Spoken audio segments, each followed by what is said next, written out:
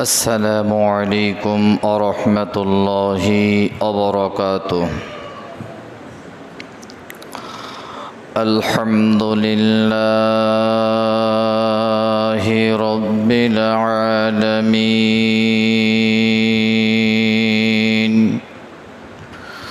والعاقبة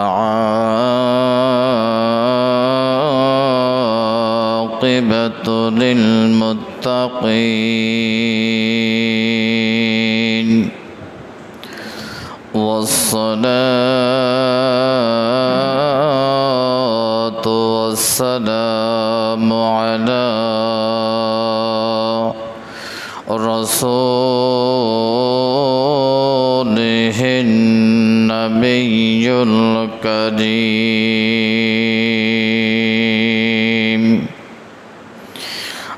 أما بعد فقد قال الله تعالى في كلامه المجيد وفرقانه الحميد.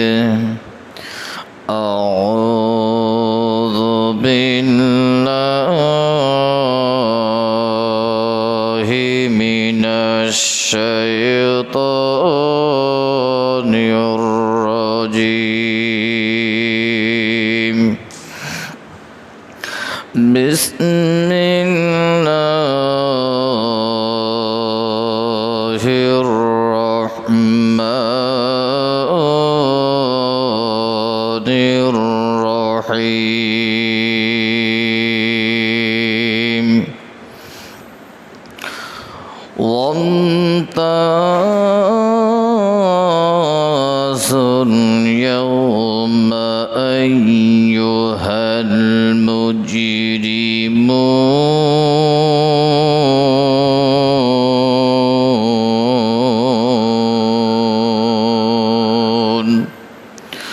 وقال رسول الله صلى الله عليه وسلم: من جعل الهموم هما واحدا كفاه الله يسائر همومه، ومن تفرقت به الهموم لا يبالي أيد واحد منهما هلك، أو كما قال عليه الصلاة والسلام.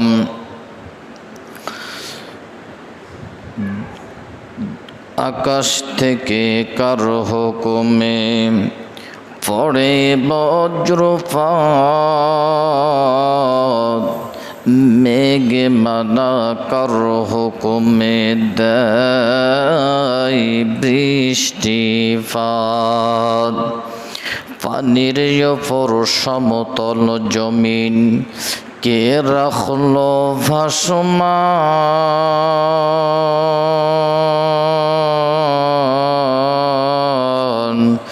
খুঁটিবিহীন কে রাখলো সপ্তম আসমান। আচ্ছা মানুষ বলো রে ভাই, রাত্র কেন কালো?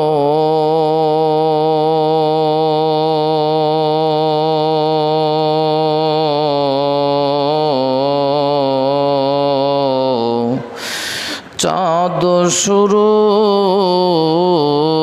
কোথা হতে পেল এত আলো?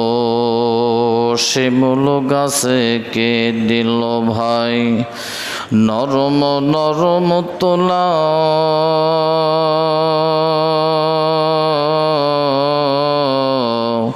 কানিয়া দেশে চৈত্র মাসে জমিন মাঝে ধুলা মা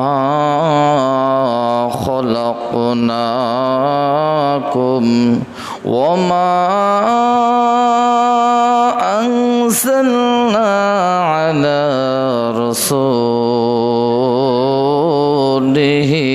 কারীম ইয়ামানত চন্দ রোজে নজদে মাস দর হকীকত মালিকে হর শাই খোদা আস। সকলে আমার সঙ্গে পড়েন বালাগুল উলা বিকামালিহি কাশাফাদ দুজা বিজামালিহি حسنة جميع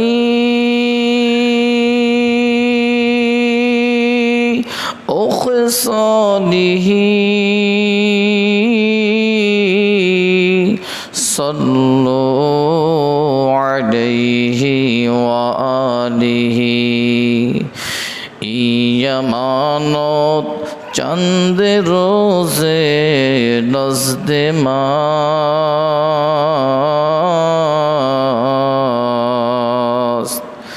দর হকীকত মালিকে হর শাই খোদা কা খোদায়া মুমসিকারা কুন্তলব কা খুদায়া মুমসিকারা দাখলব বালাগুল উলা বিকামালিহি কাশাফাদ দুজা বিজামালিহি حسنة جميع خصاله صلوا عليه وآله আসুন দলমত নির্বিশেষে মহান আল্লাহ তাআলার দরবারে প্রথমেই কালিমাতুশ শুকর আদায় করি যে আল্লাহ পাক রব্বুল আলামিন আমাকে আপনাদেরকে বিভিন্ন কাজকর্ম থেকে ফারিগ করে আল্লাহ সুবহানাহু ওয়া তাআলা আমাকে আপনাদেরকে সুস্থতার সাথে তার ঘরে আসার বসার যিনি আমাকে এত বড় নেয়ামতের ভিতরে রাখলেন, যিনি আমাকে এত বড় নেয়ামত দান করলেন, আল্লাহ সুবহানাহু ওয়া তাআলা আমাকে মঞ্জুরি দিয়ে আল্লাহ পাক রব্বুল আলামিন আমাকে এ জায়গার ভিতরে বসায় দেওয়ার কারণে আমার যোগ্যতা, আমার সম্মান, আমার ইজ্জত আল্লাহ পাক বুলন্দ করে দিয়েছেন। এই মন আর এই মন মানসিকতা নিয়ে ভক্তিগত চিত্তে আল্লাহকে রাজি খুশি করার লক্ষ্যে সকলেই সবাই মিলে আমরা শুকরিয়া আদায় করি, বলি আলহামদুলিল্লাহ। বিশ্ব নবী, নবীদের নবী, সৈয়দুল মুরসালিন, সৈয়দুস সাকালাইন, ইমামুল মুরসালিন, রহমাতুল লিল আলামিন, সেই নবীর উপরে দরদ ভরা কণ্ঠ নিয়ে আর্দ্রতার সাথে, ভদ্রতার সাথে, স্পষ্টতার সাথে, পিস অফ মাইন্ড, আত্মপ্রশান্তি সহকারে, যৌকে শৌকের সাথে, কণ্ঠের সাথে কণ্ঠ মিল রেখে নবীর উম্মত হয়ে এক শব্দ, এক স্লোগান দিয়ে এ ময়দান থেকে হাজার হাজার কিলোমিটার দূরে আপনার আমার নবী, আপনার আমার জানের জান, আপনার আমার প্রাণের প্রাণ, সকলের মণিমুক্তা, হীরা জহরত সব কিছু একজন ব্যক্তি ছিলেন। সেই ব্যক্তিটির নাম হলো মুহাম্মাদুর রাসূলুল্লাহ। সকলেই পড়ে নে সাল্লাল্লাহু আলাইহি ওয়াসাল্লাম। মুআজ্জিজ মুহতারাম, সম্মানিত উপস্থিতি এবং আমার প্রাণপ্রিয় ভাইরা, আপনারা সকলে কেমন আছেন? আলহামদুলিল্লাহ। আল্লাহ পাক রব্বুল আলামিন প্রত্যেকটা মানুষকে একটা করে কাজ দিয়েছেন। সবার কিন্তু এক সিস্টেমের আর এক ধরনের কাজ হয় না। এক একজনকে আল্লাহ তাআলা এক একটা দায়িত্ব দিয়েছেন, এক একজনকে এক একটা জিম্মাদারি দিয়েছেন। কি বলেন? কেউ কৃষি কাজ করবে, কেউ চাকরি করবে, কেউ ইমামতি করবে, কেউ গাড়ি চালাবে, কেউ টমটম চালাবে, কেউ নসিমন চালাবে, কেউ করিমন চালাবে, কেউ স্টিমার চালাবে, কেউ প্লেন চালাবে। সবাই কি এক? স্তর আলাদা আলাদা। আল্লাহ সুবহানাহু ওয়া তাআলা বলেছেন, আপনি একটা গাড়ি চালক, গাড়ি চালান, এই গাড়িটা চালাইতে কিন্তু একটা মজা আছে, কিন্তু যে পরিমাণের সুবিধা আছে আবার তার থেকেও বেশি অসুবিধা আছে, আছে না? যে জিনিসটা সুখ বয়ে আনে সেই জিনিসটা আবার দুঃখ বয়ে আনে। এখন আপনি বলতে পারেন, হুজুর ইসলাম ধর্ম তো শান্তির ধর্ম, এখানে আবার কিসের দুঃখ আর কিসের কষ্ট? আমার ভাইরা, এই ইসলাম ধর্মের ভিতরে যে সমস্ত ভাইরা মজবুত আছেন, এদের ভিতরেও মুসিবত আছে না নাই? ভালো কাজ করতে গেলে আপনার উপরে বাধা বিঘ্ন আসবে কি আসবে না?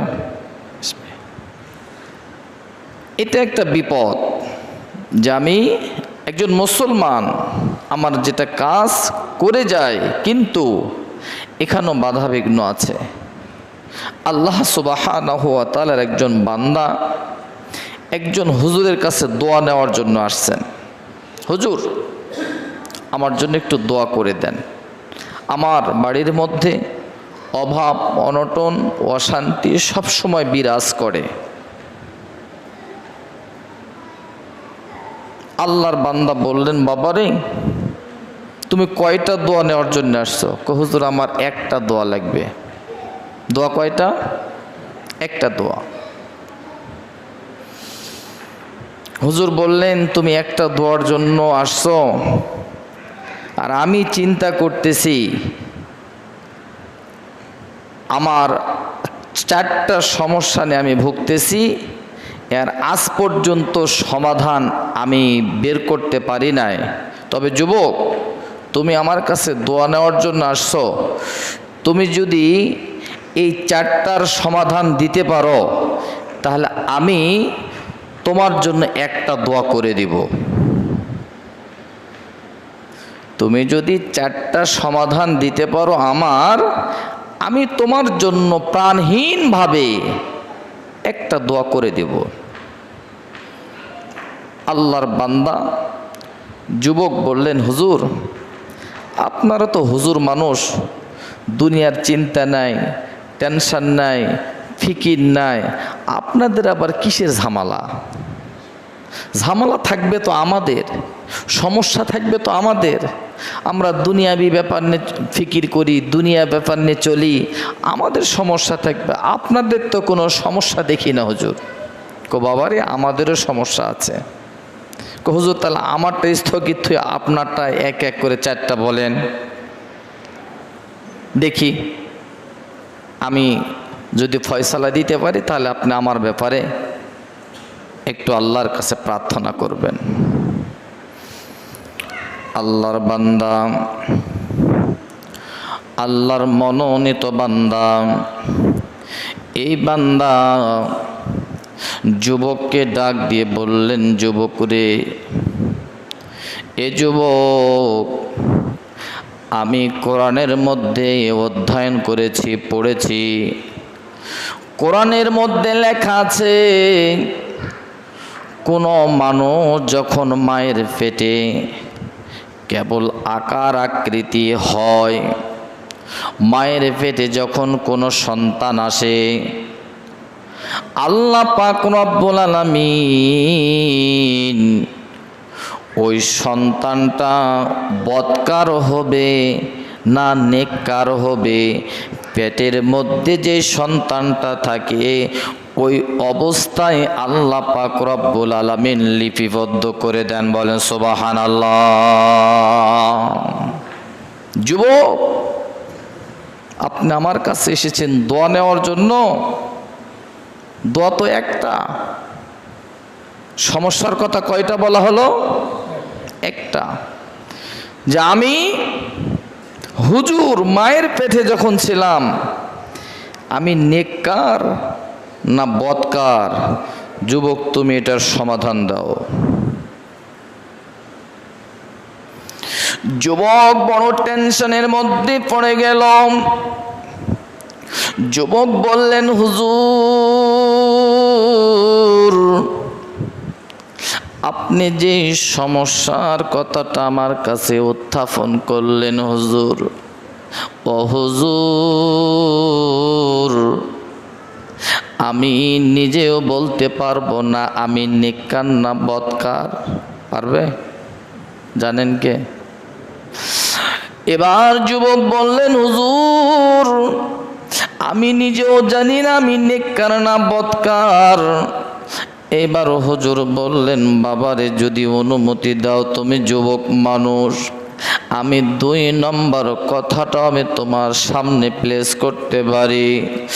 যুবক বললেন, হুজুর যেহেতু জানার জন্য এসেছি 2 নম্বর কথাটাও জানবো।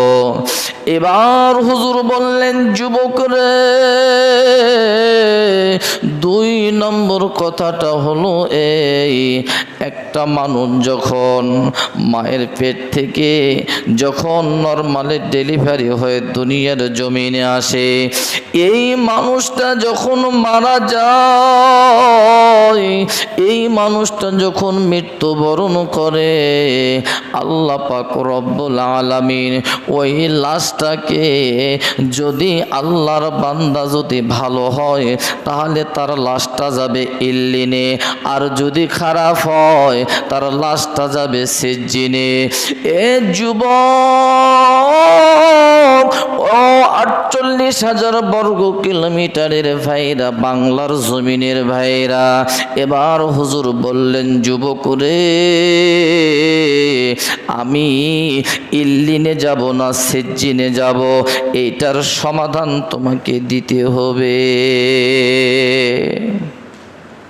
আমি ইল্লিনে যাব না সিজ্জিনে যাব?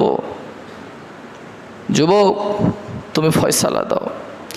যুবক বললেন, হুজুর এটার ফয়সালা আমি দিতে পারবো না, আমি নিজেই ইল্লিনে যাব না সিজ্জিনে যাব এটা আমার জানা নাই। এবার হুজুর বললেন, যুবক রে 3 নম্বর কথাটা কি বলবো? যুবক বললেন, হুজুর 3 নম্বর কথাটা বলে দেন। এবার হুজুর বললেন, যুবক তাহলে শুনে নাও, আল্লাহ পাক রব্বুল আলামিন হাসরের মাঠে আল্লাহ পাক ডাক দিবেন বান্দাদেরকে। ডাক দিয়ে যেই বান্দার নেক আমল আছে তাকে ডান হাতে আমলনামা দিবে, বলেন সুবহানাল্লাহ। আর যে বান্দার বদ আমল আছে তাকে বাম হাতে দিবে। কিভাবে দিবে, কেমনে দিবে, কোন কৌশলে দিবে, কোন কায়দায় দিবে? আল্লাহ পাক রব্বুল আলামিন বলেন, এ যুবক তুমি বদ আমল করেছো, তোমার এই বাম হাতটা আমি নাভি বরাবর ঢোকায় দিব। ভাইজান বলাটা অতি সহজ, আপনার একটা হাত নাভি বরাবর গেড়ে দেন তো কত কষ্ট হয়। আল্লাহ পাক রব্বুল আলামিন তার বাম হাতটা নাভি বরাবর গেড়ে দিয়ে পিছনের পৃষ্ঠ দেশে বাম হাতে বদি আমলগুলি দিবে। বলেন নাউজুবিল্লাহ। যুবক রে, সমাধান দাও, আমি কি ডান হাতে আমলনামা পাবো না বাম হাতে? এবার যুবক একটার পর একটা জটিলতার মধ্যে পড়ে যাচ্ছে। এবার হুজুর বললেন, যুবক রে, আল্লাহ পাক রব্বুল আলামিন হাসরের মাঠে মানুষগুলিকে দুটি লাইন করবেন। একটি লাইন থাকবে নেককারের, আর একটি লাইন থাকবে বদকারের। আল্লাহ তাআলা নিজেই বলেছেন, ওয়ামতাজুল ইয়াউমা আইয়ুহাল মুজরিমুন।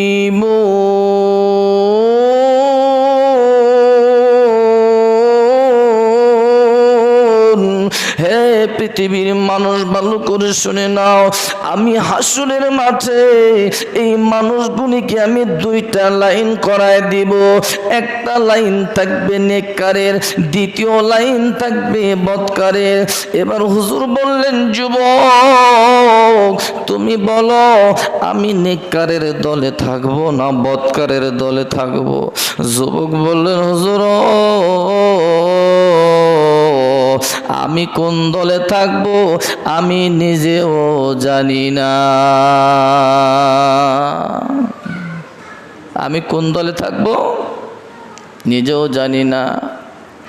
হুজুর বললেন, যুবক এবার তুমি কি আমার কাছ থেকে দোয়া করে নিবা? যুবক বললেন, হুজুর দুনিয়ার দোয়া আর করে নিব না। হুজুর এই চারটা কথা আপনি আমার নলেজে দিয়ে দিলেন হুজুর। ও হুজুর দুনিয়ার চিন্তা করব না, এখন কি করে এই চারটা চিন্তা আমার ভিতরে আমি ঢুকায় নিতে পারবো? হুজুর বললেন, বাবা রে, আমি আজ পর্যন্ত আমি চিন্তা করতে করতে করতে এরপর আল্লাহ পাক রব্বুল আলামিন আমাকে ওলির খাতায় নাম লেখায় দিয়েছেন। আমার নাম হলো নেজামউদ্দিন আউলিয়া। আমার নাম কি? নেজামউদ্দিন আউলিয়া। আমার নামটা ওলির খাতায় আছে, তারপর আমার চিন্তা মাথা থেকে যায় না। কয়টা চিন্তা? চারটা চিন্তা। যুবক এই চিন্তাগুলি আমাদের মাঝে আসার দরকার আছে না নাই? আপনি জানেন না নেককার না বদকার, আপনি জানেন না ইল্লিনে যাবেন না সিজ্জিনে যাবে, আপনি জানেন না ডান হাতে না বাম হাতে আমলনামা, আপনি জানেন না আপনি নেককারের দলে থাকবেন না বদকারের দলে থাকবে। আমার ভাইরা, আমার বন্ধুরা, আপনি চারটা জিনিস যদি মেনে নেন, খোদার কসম করে খাইলাম, আল্লাহর কসম করে খাইলাম, আপনার উপরে অবশ্যই অবশ্যই মুসিবত আসবে, বালা আসবে, সিডর আসবে, নার্গিস আসবে, এভাবে করে বিভিন্ন ভূমিকম্প আপনার উপরে আসবে। কিন্তু বাদান যতই বাধা বিঘ্ন আসুক, যতই রকমের হামলা মামলা আসুক, যতই রকমের আপনার উপরে নির্যাতনার স্টিমারের রুলার চালানো হোক না কেন, বাবাজি আপনাকে অটল থাকতে হবে আল্লাহর পক্ষে। বলেন সুবহানাল্লাহ। কার পক্ষে?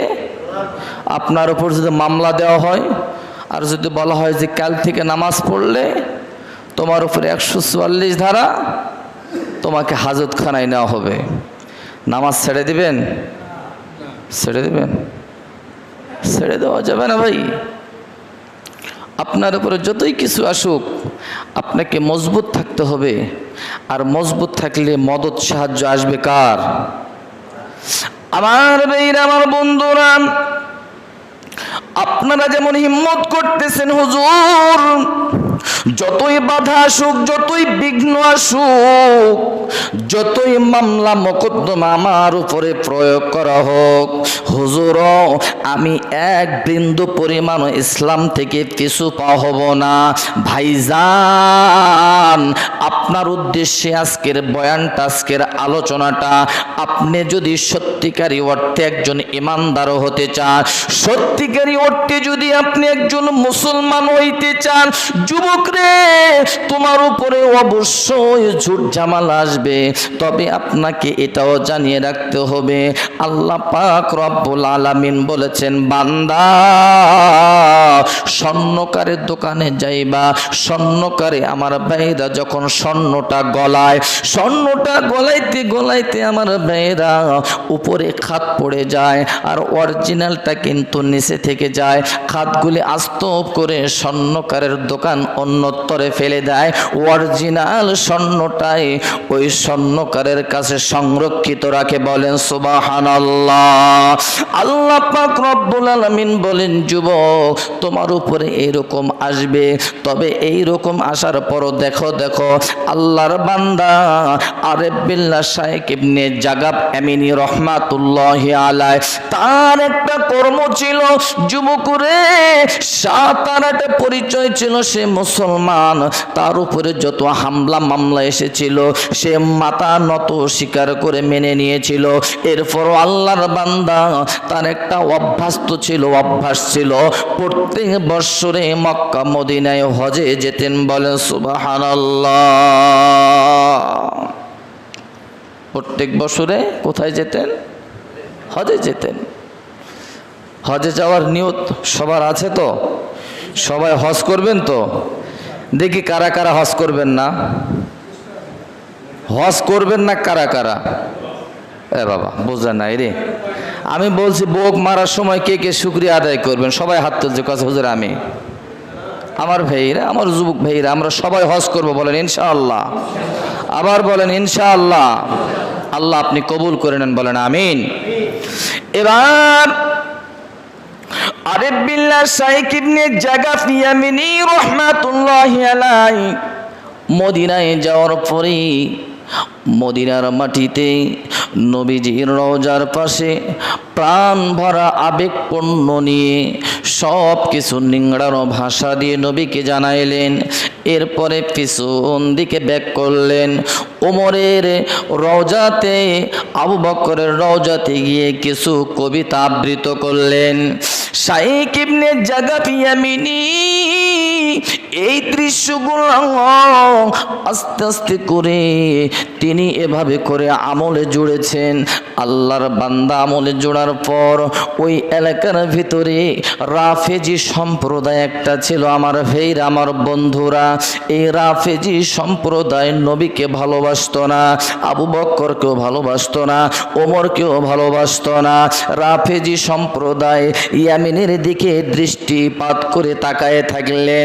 এবার ইয়ামিনী পিছনে ব্যাক করে আসতেছেন, ইয়ামিনীকে খপ করে ধরলেন, বললেন যুবক রে, তুমি মুহাম্মাদের রওজাতে কি বলতেছিলে? ওমরের রওজাতে, ওমরের রওজাতে, আবু বকরের রওজাতে কি বলতেছিলে? এবার ইয়ামিনী বললেন, ভাইজান আপনি কে? উনি পরিচয় দিলেন, আমি রাফেজি সম্প্রদায়ের একজন লোক। ভাইজান আপনি কি বলতেছেন? রাফেজি সম্প্রদায়ের লোকটি বললেন, ইয়ামিনী রে, আমি আপনাকে আজকে আমার বাড়িতে মেহমান হিসাবে রিসিভ করব। বলেন সুবহানাল্লাহ। ইয়ামিনীকে বললেন, আজকে আমি দাওয়াত করব তোমাকে, আমার বাড়িতে যেতে হবে। আমার ভাইরা, সেই সময় মদিনার দাওয়াত খুব সম্মান ছিল। যারা দাওয়াত করতেন, যারা নিতেন, অনেক দামি মনে করতেন এটা। সবাই দাওয়াত পেত না। ওই মুহূর্তের ভিতরে ইয়ামিনী যখন দাওয়াত পেলেন, খুশিতে আত্মহারা। একেতে নবীজির সুন্নত, দুয়েতে আমি দাওয়াত পেয়েছি। তো ভাইজান কত দূরে যেতে হবে? ওই যে পার্শ্বে আমার বাড়ি, চলে। দেখেন একজন মুসলমান, সে মুসলমান হওয়ার পরে কি মুসিবতগুলি আসতেছে দেখেন। ইয়ামিনীর ভিতরে প্রবেশ করলেন। আর রাফেজি উনি হাফসি দেশ থেকে 2টা গোলাম এনেছেন। কয়টা গোলাম? কয়টা গোলাম? 2টা গোলাম এনেছেন। এই 2টা গোলাম আনার কারণ হলো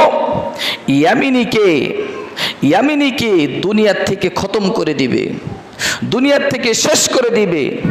এই জন্য ভাড়া করে আনছেন আমার ভাইয়েরা। এই 2 যুবককে, হাফসি দেশের 2 গোলাম, কি সুন্দর করে ঘরের ভিতরে বসে আছে, চেহারা সেই রকম ফিটনেস আর সব দিক দিয়ে নাদুস নুদুস চেহারা, দেখতো হ্যান্ডসাম বডি, উঁচা মানুষ, কালো কুৎসিত। এদেরকে দেখলে একটা ভয় আতঙ্ক ভিতরে প্রবেশ করবে। এমত অবস্থায় ইয়ামিনীকে ভিতরে ঢুকানো হলো। ইয়ামিনী রহমাতুল্লাহি আলাইহি বললেন যে ভাইজান আপনারা কারা? তারা জবাব দিলেন যে আমরা হলাম হাফসি দেশ থেকে এসেছি।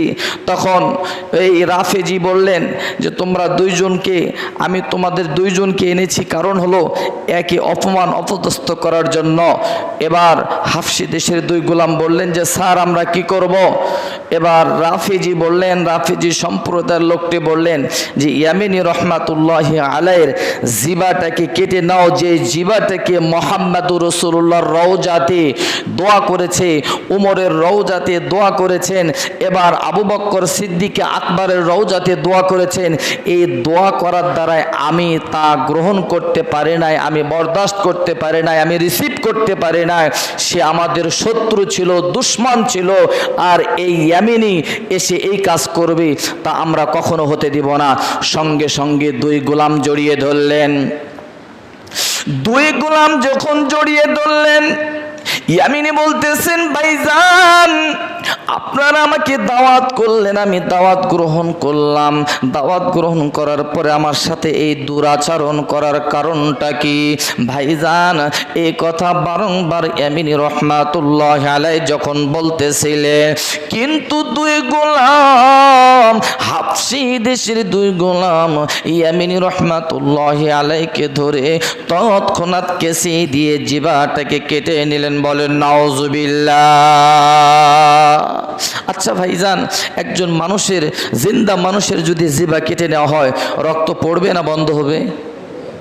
আমার ভাইরা কি তাজা রক্ত জিবা দিয়ে পড়তে আরম্ভ করে দিল। করুণ অবস্থার করুণ দশা।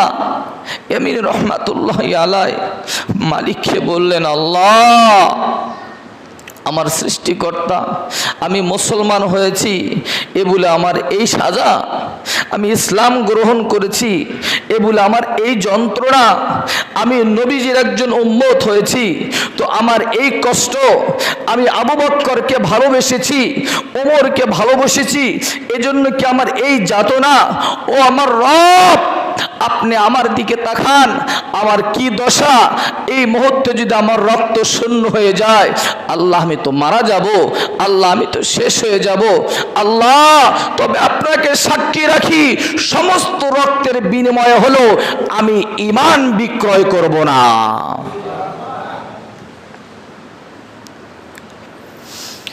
এবার রাফেজি সম্প্রদায়ের লোকটি জিবার বাকি অংশ ইয়ামিনী রহমাতুল্লাহি আলাইহির হাতে দিয়ে দিলেন। আর ইয়ামিনীকে বললেন, ইয়ামিনী তোমার নবীজির কাছে এই জিবাটা নিয়ে যায় বলো রাফেজি সম্প্রদায় আমার সাথে এইভাবে দুরাচরণ করেছে। ওমরকে যায় বলো, আবু বকরকে যায় বলো। আমি আপনাদেরকে প্রশ্ন করি, আল্লাহর নবী আবু বকর ওমর জিন্দা না মরা? মৃত।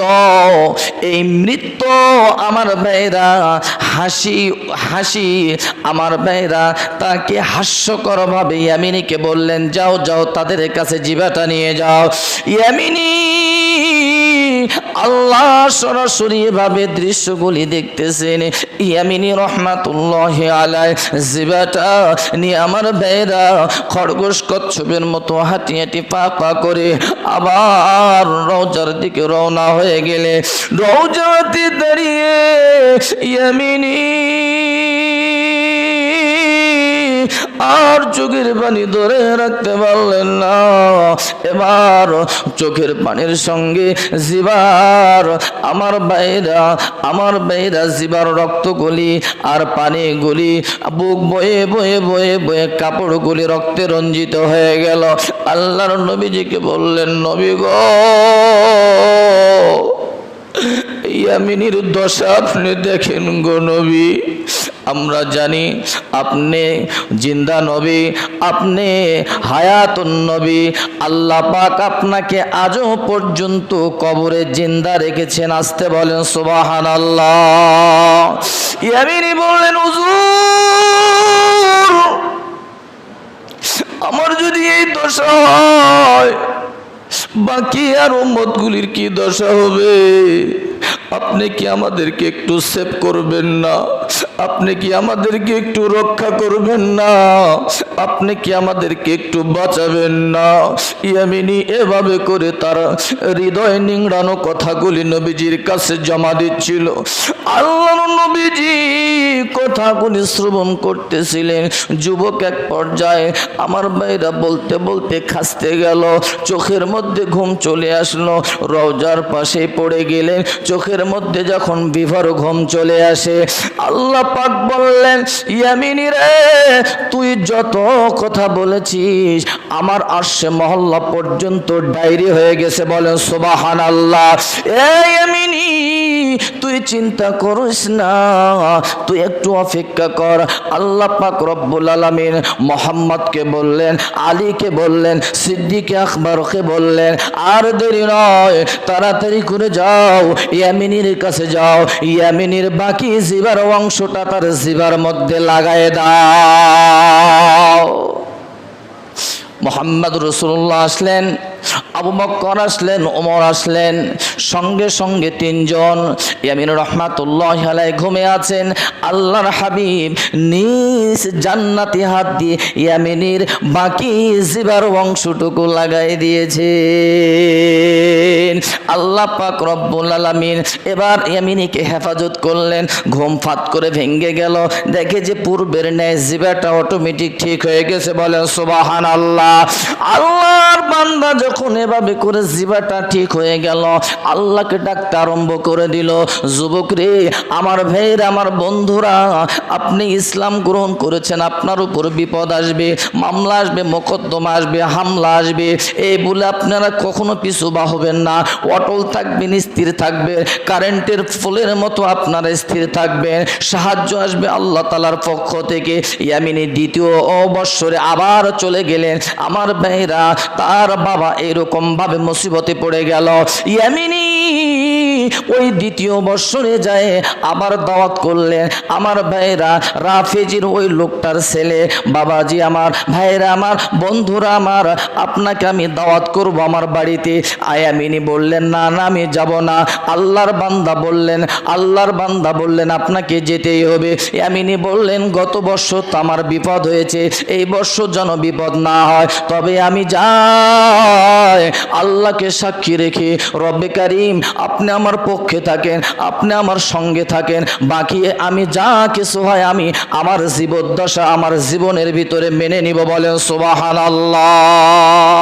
দ্বিতীয় বৎসরে আল্লাহর বান্দা ওই বাড়িতে আবার দাওয়াত নিয়েছেন, ওনার ছেলে দাওয়াত করছেন। ছেলে দাওয়াত যখন করেছেন, এবং ছেলে বলতেছেন, হুজুর আপনি ওই ঘরটাতে আপনি বসেন। ওনাকে বসায় দেওয়া হয়েছে। ওই ঘরে বসানোর পরে দেখেন যে একটা ঘরের মধ্যে কি সুন্দর একটা জন্তু বসে আছে। এখন যুবক বলতেছে, হুজুর আপনি জন্তুটাকে চিনতে পাচ্ছেন? ইয়ামিনী রহমাতুল্লাহি আলাইহি বললেন, আমি তো চিনতে পাচ্ছি। কি ওটা? ওটা তো আমি দেখতে পাচ্ছি শূকর। নাউজুবিল্লাহ বলেন, শূকর।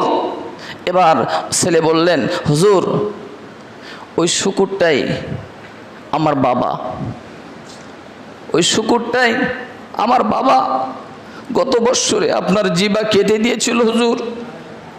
আল্লাহ পাক আপনার সাথে বেইজ্জতি করার কারণে হুজুর, আল্লাহ সুবহানাহু ওয়া তাআলা আমার বাবাকে শুকুরের পরিণত করে দিয়েছে, বলেন নাউজুবিল্লাহ। আমার যুবক ভাইরা, বাবাজিরা, দেখেন একজন ইমানদারের সঙ্গে, একজন মুসলমানের সঙ্গে, একজন তাকওয়াওয়ালার সঙ্গে, একজন পরহেজগারিওয়ালার সঙ্গে কেউ যদি দুরাচরণ আর দুর্ব্যবহার করে, এই দুনিয়াতে শাস্তি দিবেন একমাত্র আল্লাহ তাআলা, এতে কোনো সন্দেহ নাই। আমার ভাইরা, আমার বাবাজিরা, এই জন্য একটা কথা মাথায় রাখবেন, যদি ইমানদার হতে চান মুসিবত আসবে, যদি নামাজিওয়ালা হতে চান মুসিবত আসবে, যদি আপনি নবীর সুন্নতের উপর অটল থাকতে চান মুসিবত আসবে, কিন্তু আপনাকে পিছু পাওয়া যাবে না। এখন ইয়ামিনী রহমাতুল্লাহ চিন্তা করলেন, আমার জিবা কেটে দিল, মোহাম্মদকেও ভালোবাসবো না, উমরকেও ভালোবাসবো না, আলীকেও ভালোবাসবো না, আমার যে দশা হয়েছে ইসলাম গ্রহণ করার পরে আমি কেন তাদেরকে আর ভালোবাসবো? কিন্তু না বাজান না, এটা আসলে এই নিয়ম নয়। এজন্য তো বলেছে, মৃত্যুরে বরণ করে গাইল যে উমর জীবনের জয়গান, দিনের খাতিরে জারোয়া কাতরে সর্ব সকলে করিলেন দান, অর্ধ পৃথিবী করিলেন শাসন, তালি দেওয়া জামা গায়ে আটার বস্তা পিটে করে নিয়া সে দিত দোস্তে মায়ে। আজ কোথায় গেল সে মানব দরদি তৌহিদে সন্তান, কোথা গেল সেই সোনার মানুষ, কোথায় সে মুসলমান? সেই আগের মুসলমান আর পাওয়া যাচ্ছে না আমার ভাইরা, সেই মুসলমান আর পাওয়া যাচ্ছে না। নামে মুসলমান, কামে কামে না। আমার ভাইরা, আমার বাবাজিরা, আমার বন্ধুরা, আমরা ইমানের উপরে একইভাবে আমরা বিশ্বাস নিয়ে যত বাধা বিঘ্ন আসুক আমরা টিকে থাকবো তো? সবাই বলেন ইনশাআল্লাহ। সাহায্য কার আসবে ভাই? আল্লাহর পক্ষ থেকে সাহায্য আসবে। আর আমাদেরকে কে বানাইছেন? আল্লাহ তাআলা বানাইছেন, উনি আমাদেরকে সাহায্য করবেন। শর্ত হলো ইমানের উপর টিকে থাকতে হবে। আল্লাহর কাছে আমরা অঙ্গীকারবদ্ধ হলাম, স্বীকৃতি দিলাম, আমরা মেনে নিলাম, শের নত করে দিলাম, আল্লাহ আমরা ইমানের উপরে টিকে থাকবো মৃত্যু পর্যন্ত। বলেন আমিন।